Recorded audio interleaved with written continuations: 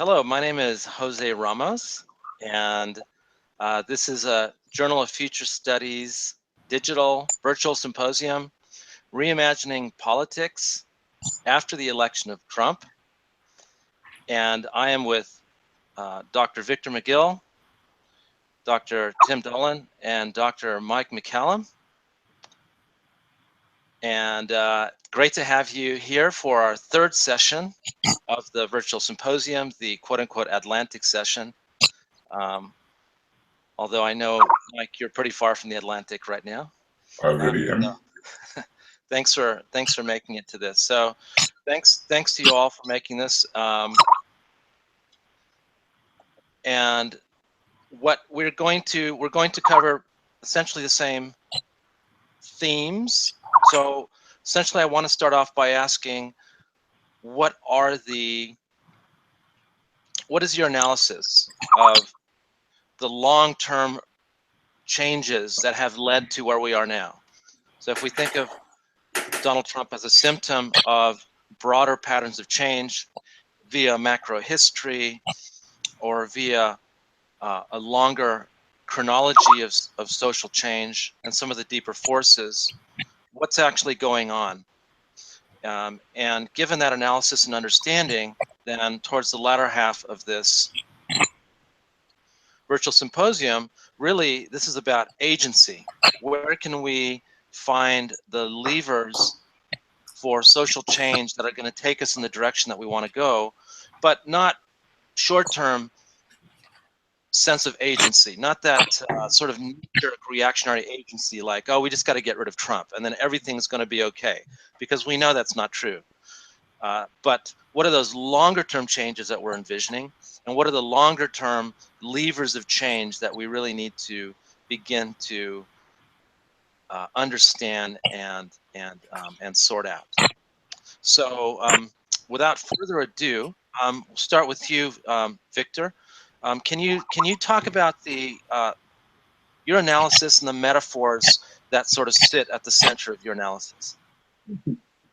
Yeah, well, what I did for the paper that I wrote was to basically turn the characters into fairy story characters, because the whole thing seemed to be so unbelievable that seemed to sort of portray the reality of things going on. One of the ideas is looking in Gramsci's idea of the interregnum, the time between the death of a king and a new king being put on the throne. And so, you know, we're very much in that thing where we know that the old isn't working anymore, but we're not really in a position yet that we've got a viable alternative that is happening. So I created the story where the old king was sitting on the throne and got called away by matters of state. And at that point, the court jester jumps up onto the throne and announces that he's going to make everything great again, almost as a joke, but then finds out that everybody takes him seriously. Yeah, you know, that's the situation that seems to happen. It seems to be so impossible, and yet there is the political climate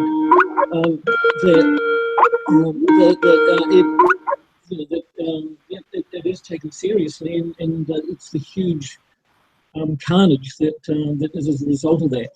And then you know, some of the other characters are portrayed as various groups of lords and dragons coming in, just to give a link through, because we always understand what we don't know by comparing it to what we do know. So we create images of what we know, and so I thought that link of using the fairy stories was a way in to making the situation a bit more manageable, I think, so that we can get some sort of a picture of what's happening, and hopefully point to some of the solutions. So if I were to just sort of if you were to sort of nut it down into like an ecology of metaphors, you have the jester king. What are some of the other things that interact with that? So Trump is a jester king, and now instead of just not taking himself seriously to begin with, he's now believing his own BS and he's become the Yeah. Jester King, who's Yeah. in this kind of self-referential cycle of thinking. So what are the other things that interact with that? So then the Royal Fortune Teller is one of the ones who comes in, and that was a way of introducing a series of scenarios of what could happen. Okay. Yes, and so there were various other kings and kingdoms interacting. So you had the nations of Europe, and how they were responding to everything that was going on. So some of the scenarios were very, very dark. The more hopeful one started with a magic fairy coming in and using a magic spell to awaken people of the land. Okay, so there's a sense that there's a people are asleep. Is that they're living in sort of like a spell that somebody has cast? How would you how would you articulate that? Well, it was precisely that we are so entrenched into the old system that we're unable to see any alternative. Okay, so it's like a collective trance in a way. Yeah, a collective trance, and I created a magic word. I want to explore this a little bit deeper after, but is it? Yeah, I mean, I think maybe we'll touch on this later, but it's a collective trance that we are stuck in the present, that we tend to neurophysiologically reinscribe the past into the future simply because that's the way humans sort of, we see continuity, we want to see continuity. Or is it superstructure via Marx? Is it the way in which capitalism creates a particular concept of reality, or is it something else? So why don't we come back to that? But that's for me, that's a really interesting question around that collective thinking, and obviously the fairy spreading the dust is such a powerful metaphor for thinking about how do we awaken something new, right? So okay, great. Tim, can you talk us through your analysis and in particular your metaphors? Yeah, absolutely. I'm very much influenced by political allegory. Of course, some of the most familiar range back to, Hans Christian Andersen and The Emperor Has No Clothes. You can look at George Orwell and Animal Farm, or 1984. I chose to focus on Frank Baum because it was a quintessentially American political allegory. He was a man of a shift, the previous profound shift in the American social economic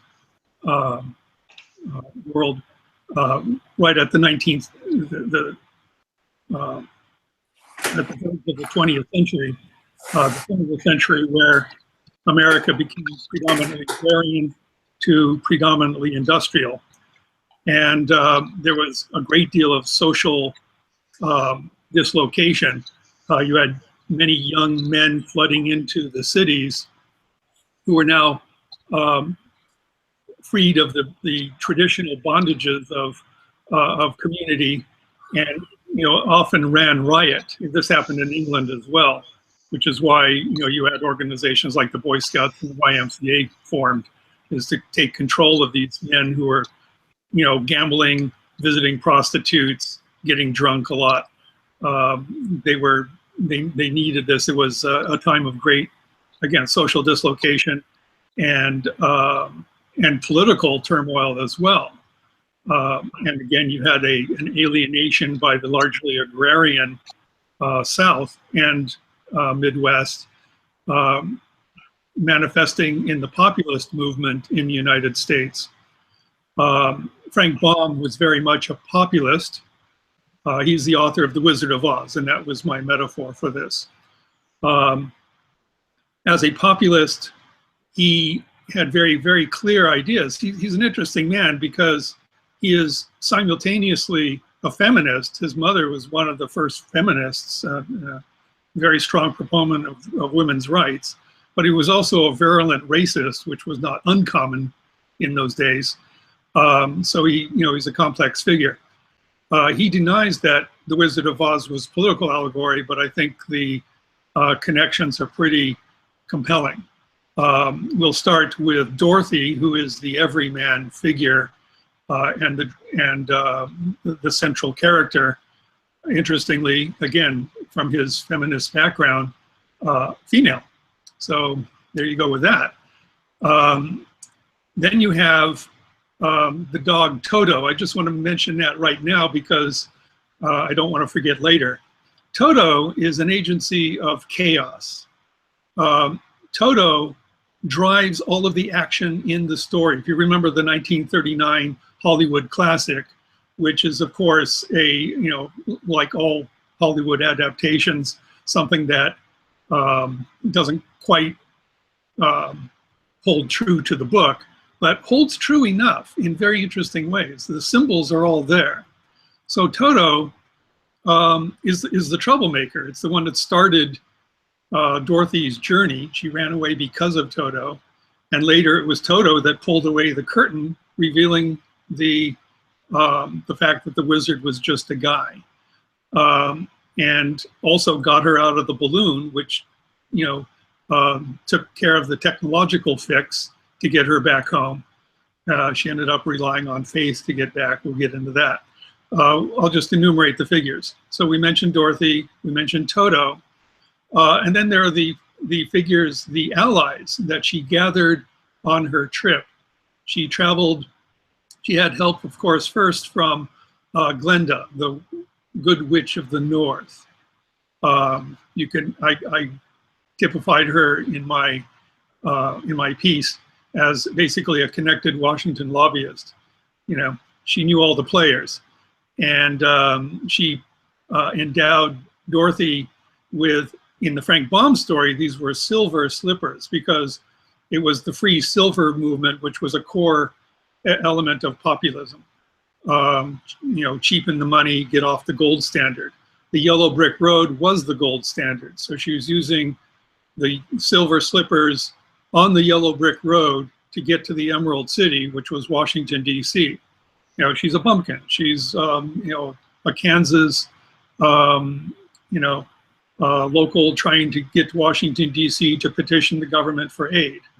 Okay, Tim, I appreciate all the metaphors around the Wizard of Oz, but yeah.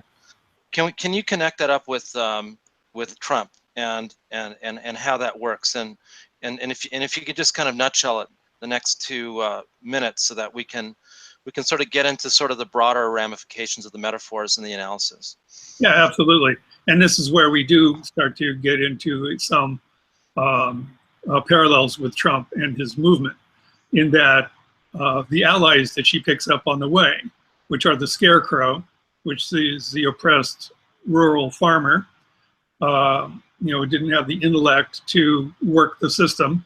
Then there was the Tin Man, who is the oppressed industrial worker who has been reduced to a robotic function under that capitalist system, industrialism. And then there's the figure of the Cowardly Lion, who was a specific person, and that was William Jennings Bryan, who was a powerful political, social figure of the time, very powerful orator, who did have a mane of long hair, but in the eyes of Frank Baum was a cowardly lion because he never joined the Populist Party. He ran for president as a Democrat, and for Frank Baum, that was a betrayal. Of course, now we finally get to the Emerald City. It's a wondrous place. It's an urban center, and the center of, call it East Coast liberalism, elitism. Then the wizard himself turns out, again, to be just a guy. He is literally unmasked. He uses literal smoke and mirrors to project himself as something more than he actually is. And then when he's uncovered, and this is a key part of this. So what is this saying? Let's getting to the gist of how this connects with Trump. What is it saying? Well, it's saying that he's just a guy, and he is what he's always been, which is a kind of P.T. Barnum figure who has always been an outside-sized voice, projecting himself into something much larger than he in fact is. And, you know, at the end of the day, as we are seeing unfold, totally incapable of being an actual president. But just to finish off the tale, he has the power, and it's odd one, of language, in that he is able to give tokens, symbols. You know, politics is the manipulation of symbols. He gives, you know, the Tin Man a token of humanity. He gives him a token to the Scarecrow of a degree, a token of bravery to the Lion. So he's very good at, you know, handing out symbols that have no substance. Okay, so that's tokenistic. Absolutely. Yep. And I think we're seeing that with Trump. He keeps using his words to describe a world that's in no way, shape, or form what's in fact happening. He's not draining a swamp. You know, I think that's pretty clear. He's not bringing back jobs. If anything, the tourism industry is plummeting, which is a huge sector of the American economy. So and automation is still happening. So there's kind of in the metaphor, there's something around tokenism versus substance. Absolutely. Like Usain Bolt winning, you know, the 100-meter race is a real victory in terms of an athletic victory. But this figure, or the Trump figure, is tokenistic in the way it makes society or certain actors within that ecosystem feel good, but in a tokenistic way. Okay, great. Thanks for that, Tim. And then Mike, can you, your mic's off, so let's just turn your mic on. There you are. Can you jump in and really quickly, because I want to get to this discussion as soon as possible. Okay, let me go. Thanks. Yeah, what I thought was, it was interesting that you talked about, you know, the richness of metaphor, and I think that both Tim and Victor are very explicit. But when I looked at my language, I think what I was talking about really was a sort of a world of jealous lovers. So the elections are between competing suitors who say, you must love me, and they behave in particular ways. But the interesting thing, I think, in that scenario of jealous love is that we, the people, are in love with the idea of love itself. So we are in love with the notion that we are democratic and that we, at a deep level, have power. So with that kind of metaphor in my head, I went back and had a quick look at what I had said. And I think that this is where the whole thing of metonymy, the inbuilt metaphors in every word that we use often, is so interesting. And so we are enthralled by, in my words anyway, the way we think. We think we are clever. And our whole notion of rationalism and scientific endeavor is, and our ability to give opinion is something that we are totally enthralled with. And it just so happens that one particular jealous lover thinks that they are the smartest person on earth. But this kind of being in love with love itself is also an illusion. So we have this, we're creating this false world of certainty and efficiency and order, which is patently not true if you look at some of Sardar's work and the work that John Sweeney and others do. And we're also seduced by, I think that, you know, I use the word seduction a lot, I'm not quite sure why, by the whole system itself that we've got. You're talking about jealousy, the current order get seduced. I mean, that's, yeah, we think that the current order is the only way to behave. There is no other option than the way that we are. And that has within it, I think, this deep hubris. And that is that, you know, we are the center of the universe. The planet is here for us. And that is the piece that I say again and again, that unless we confront that hubris, unless we confront these illusions. Well, my question would be, does every species think that? You know, does the frog think it's at the center of the pond? Does the sequoia tree think it's the center of the forest? But okay, please finish. No, look, and I think that the difference is, and I cannot speak for the frogs and the trees in that sense, but my sense is that most sentient beings are acutely aware of where they sit in the value chain. What is more powerful in them, what is less powerful, who they need to get on with, how they need to be. We have lost touch with that.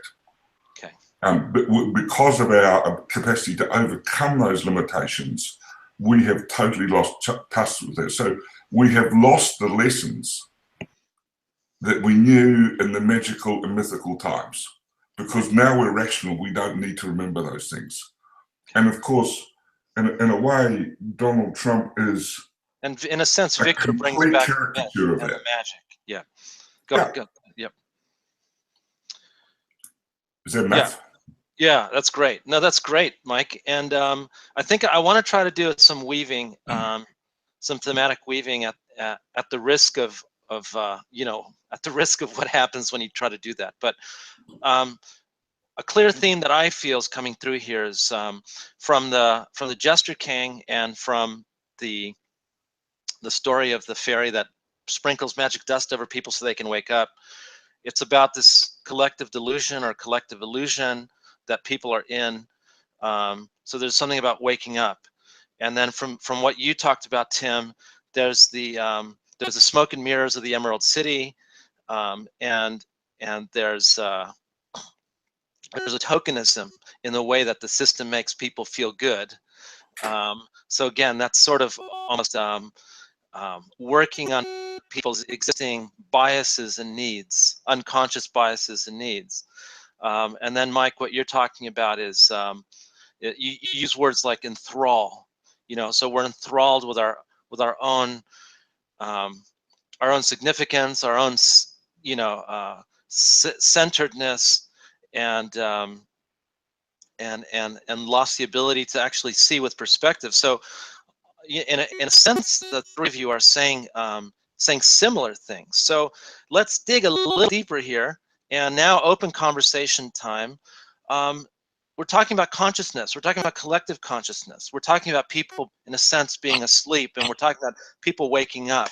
We're talking about, you know, tokenistic gestures that make people feel good so that you can get through the day, or, you know, to the next step in a tokenistic process. And from your point of view, Mike, we're talking about you know, people who are deluded by their own significance or even humanity at the moment, you know, with its power, technological power. So what's actually going on here? What's underneath this? And let's have an open conversation for about 5 minutes, and then we have some questions that have come in through the Skype chat room that we should get to. So 5 minutes on that. What's actually going on? Well, I think, I mean, there's a gap, I think, you know, that is opening up. We're in this illusion, but it obviously can't last. I mean, there's so many ways that the illusion can be broken through climate change, nuclear war, political. Okay, we'll talk a little bit about, yeah. Can you talk a little bit about climate change? How does climate change break the illusion? Well, it becomes economically unsustainable. The issues for people's livelihood, you know, for people to be able to live a good life, you know, gets to the point that things are just not sustainable. I mean, that's a longer term one than something like the political turmoil or nuclear war or whatever. But you know, I mean, it's just so obvious that there is a crunch point that just isn't being seen. And I guess I'm hearing from people, you know, this is through the grapevine, but I'm hearing a story I heard not like, I think a couple days ago, from someone who works and teaches in a Midwestern state. That he's a biology teacher, teaches in a high school. He's talking to his kids about climate change, and the students are actually saying, "No, you're wrong." The majority of the students saying, "No, you're wrong about climate change," and the reason is because the parents of the students are telling the kids it's a bunch of BS. So, how's this fairy dust going to work? Climate change is a pretty big contradiction within the logic of industrial modernity. We'll need some pretty powerful fairy dust here. What is this fairy dust made of? Yeah, well, I mean that was the thing. I couldn't see a way of the process going forward without this magical intervention. I'm stuck. I like the fairy dust. It's synthetic. You can probably make it in your own house. Yeah. It's probably illegal. Yeah, Jose, we know where you've been in your past. We won't go there. No. Jose, can I just put a couple of things in here? I think that there's a couple of issues here. The first thing is, and this is all Leonardo da Vinci's fault, we think that everything important can be measured in 3 dimensions. We think that perspective is everything. And one of the issues with many of the large system things around climate is, in fact, that the actual manifestations, how they will actually emerge over time, aren't precise. And therefore, that gives those who would choose to deny it in the short term opportunity to wriggle. But what bothers me about that whole conversation is that the risk of not contemplating the issues that in fact confront our socio-economic system and our issues around climate, all those risks, in fact, are being kicked down the road to future generations to deal with. We are absolving ourselves, and if we are wrong, then it will be our grandchildren that will actually pay the price. So we've somehow created this society, this way of behaving where all the risks of what we're doing are not faced by us. We're not facing them. We're just saying, oh, it could be not. Maybe we'll see in 2070 or 2100 whether we're right or not. But we won't be. This is where I would sort of again, refer to Tim's metaphors of the token, the tokenistic rewards. So the Wall Street banker gets his tokenistic reward, and he or she can continue doing their thing, but without thinking about the context within the larger context. So, so then, talking about agency, then how do we actually begin to break through this this kind of culturally constructed trance with its tokenistic rewards and its resistance, its future discounting, as you say, Mike, heavy future discounting. How do we begin to break through this? And I think foresight is one of those things that is part of that mix, right? Because foresight is, foresight and futures is about thinking about these alternative futures in a way that stimulates and transforms our thinking. What's this fairy dust going to be made of? I'll jump in very quickly on this and invoke maybe a couple of other metaphors using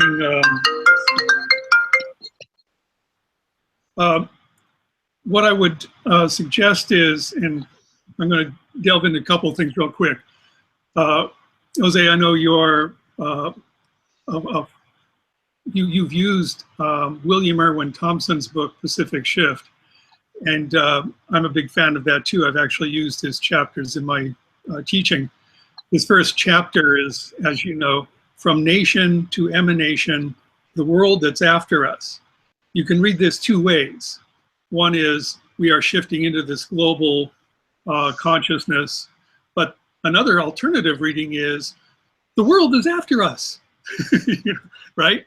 There's this tinge of paranoia. And if you're future shocked, if you are left behind, if you miss the wave of change and you're in the wash, then you're seeking refuge.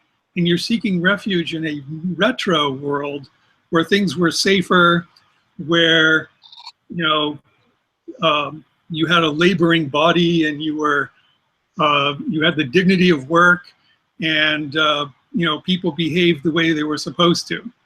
So we have this kind of a dialectic going on where, and I'll phrase it in Freudian terms, it's eros versus the death wish. And we are now in an experiment of the death wish. And I think this experiment will play out. We will then disabuse ourselves of a retro future.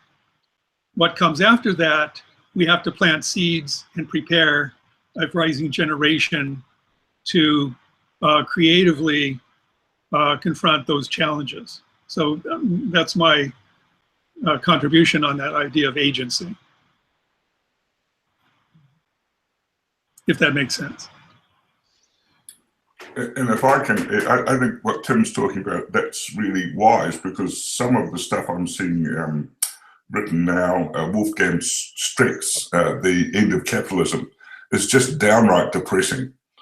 And it's really, a kind of a sort of a Blade Runner world. So, Tim, I think you're right on the money. And I guess the one thing that I hope with the seeds too is that we begin to build relationships, if I can keep my metaphor going, that allow all people to hope, all people to aspire to something that is better for them and for the planet.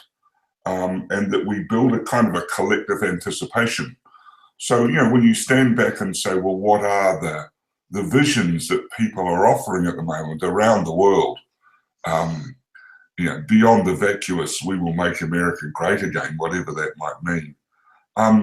They're pretty hollow visions.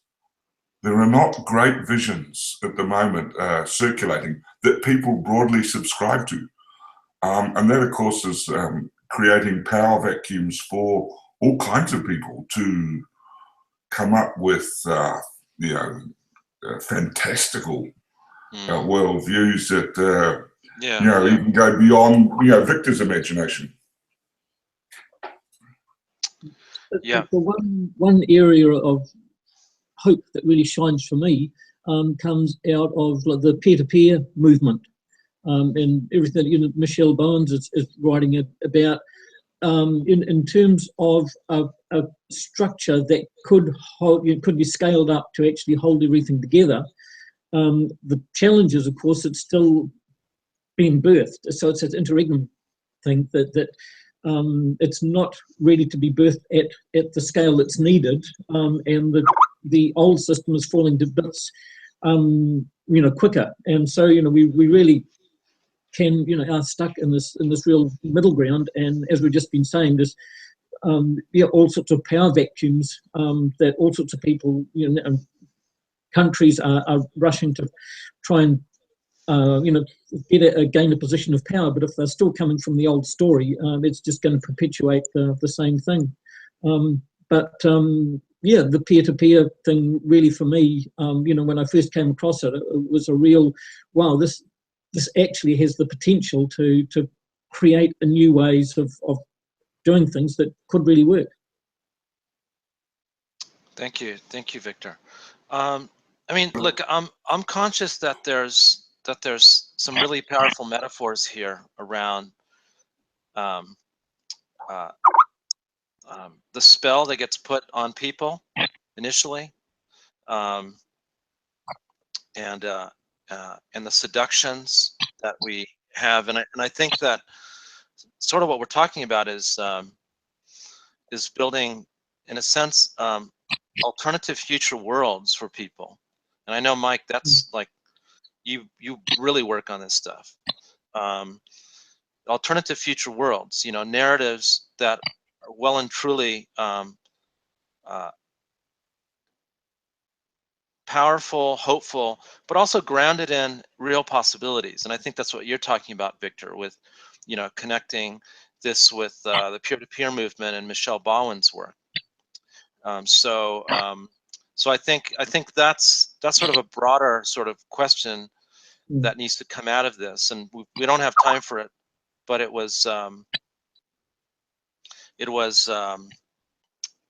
really the question of what kind of narratives do we construct that can, in a sense, compete with these seductions, with the spells, with the wizard's tokenistic sort of you know, handouts. So, but okay, we got a couple of questions that we need to go to from the Skype chat room. We've got a question from Patricia Kelly, and she says, we need to speak differently on behalf of the world, not just about it. So I'll just read that again. We need to speak differently on behalf of the world, not just about it. We don't and can't manage the environment, but we talk as if we can. Power and dominance lie at the base of all this. Challenging this means challenging patriarchy and its manifestations. So can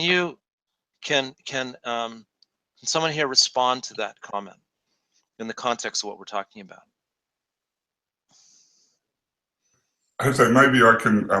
Look, I think that there is something important in what Pat is saying, and that is that one of the things about our current system is that we tend to objectify everything. So the city is an object that we do things to. The nation is an object that we do things to. The environment is an object that we do things to. And by the way, the solution is to find another policy, another way of doing things, so we still do things to it. And we don't hear the voices. So there's quite a lot of very interesting academic work, which talks about listening to the voices of the things that we treat as objects. You know, how are these manifest? So, for example, a traffic jam tells you that a city is not particularly working well. It has a voice. No, this is textbook William Irwin Thompson, by the way. It's just textbook. Yeah, well, absolutely. So I think that this issue of objectification, I think, is one of the things that we need to start to get past. And again, our knowledge systems. Thompson talks about this as the noise of civilization. He says every civilization creates its own noise, and we as civilized beings largely are immune. You know, can't hear what the actual noise of what's happening in the background, but that's what's actually teaching us. It's climate change. It's these other things that are and that's a fantastic point. You know, that how do we actually build a capacity to listen instead of that objectification? That's a great point. I guess what my mind was just it's simply returning to human values. The present system values the economics, and it's exploitive. It's getting back to the heart of being human. The challenge, of course, is how you actually turn that into a global scale structure that can actually meet people's needs. I would suggest that a couple of things real quick. I'll mix a couple of metaphors. Our current experiment in the United States with this federal administration is the death wish. On the other end is eros. Eros can be manifested in all sorts of ways. It could be pretty dangerous. But to quote Jim Dater, it is the duty of the future to be dangerous. Getting back to the Wizard of Oz metaphor, and also, by the way, reality itself, I've taught public management, I've directed public management programs at 4 different universities. The majority of participants in those programs are female. So we're already seeing a transition to a feminist perspective on public management. It'll be interesting to see where all that goes. I'm very hopeful.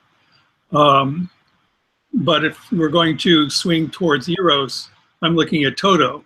You know, Toto is a symbol of Eros. Toto is gender neutral. We don't know if it's a male or a female, but we know it's a troublemaker. Maybe that's where we're heading. It'll be an interesting experiment to touch on Victor's analogy. Things are embryonic. We don't know how things are going to be formed. We know it's becoming. So let's see where it's going. I am fairly confident we're moving out of the death wish and towards Eros. Now it's a question of to the extent to which we go there in a good way. I'll leave it at that. Thanks, Tim. Okay, we have one last question, and then we have to finish up. So this is a question from John Kilburn in Loretto, Texas. So he says, Loretto, Texas, USA is on the border with another large city, Nuevo Laredo, Tamaulipas, Mexico. I don't know if I pronounced that correctly. We share a common water source, the Rio Grande. While there are several international agreements, much of the enforcement and monitoring is local. The locals have one interpretation of issues, while the locals have another interpretation of issues. So one set of locals, another set of locals. How can that be reconciled? I don't know if this question, it's a little bit slightly out of the context of what we're talking about, but maybe you can make some connections here in the spirit of participant engagement and response. Is this a microcosm of what we're dealing with? Any thoughts? Look, my first reaction is, and I think it's something that I've heard both Tim and Victor talk about, is that we need to understand that most of the issues we face cannot be resolved inside the system that created them in the first place. So, and that is, of course, the thing that we continually try and do. We continually think that the framings that we have got, in fact, can resolve these issues. And I think that's as true for local issues as it is for others. So I think the challenge at a local level is to try and build a narrative that has a completely different framing. You know, maybe our nations of the future are empires of the mind, not empires of geography. And what would that look like? How could we resolve that? I mean, by the way, they might as well be that way because certainly most major corporates think they're a fiction.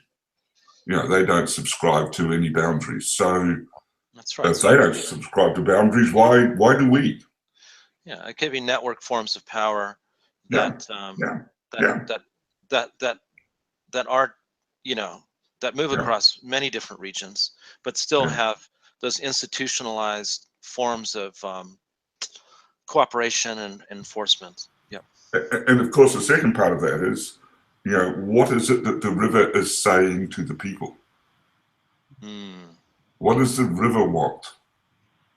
And I would note, by the way, that in my old home country of New Zealand, there is a river in New Zealand now that has legal status as a person. That's an attempt to somehow bring into our system a recognition that you know, the environment has status. And maybe we should be doing that for future generations as well. What would they want? It's a much more relational approach to narrative, in a sense. Yes. Building narrative through many voices, both temporal, as you say, and across different species. And so there's this whole new space, really, for building narrative that we're sort of emerging into, that we really need to sort of jump into with a gusto, right? Yeah. Tim? Yeah, I was going to say, actually, I know John Kilburn. We were colleagues at the Texas A&M International University in Laredo. So I'm very pleased that he's aboard and because it makes me only mildly nervous. Because because he had a higher rank than me. But I would look at it, having been there, that we use rivers as dividing lines, and maybe we need to re-envision that. In Hawaii, you measure your territory, your kuleana is measured from ridge line to ridge line, and the river is held in common. And too often, routinely, globally, we use rivers as borders, whereas we should be much more holistic about the river as a commonwealth, as a common resource to be not necessarily exploited, but to be as a commons. Right, it is a commons, exactly.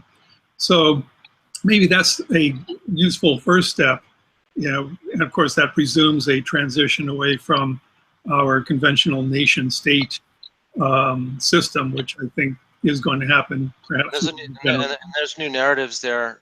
There's new narratives emerging there as well, in the commons literature. So there's sources of inspiration that we can draw from. Yeah, and at Texas A&M International, we had significant numbers of our students came from Nuevo Laredo, which was just across the border. It's of course, like many border towns, it's the larger city between the two, or at least as large. That's my recollection. But the point being that it's an area also that's been long settled, and they do hold a very common culture. You have Spanish land grant families on both sides, and so you have a common conversation going on already. But that said, it's still a fairly Eurocentric Western identity, where again you're divided by a river, and maybe that needs to be. So this is the reframing: is how can we be united by a river?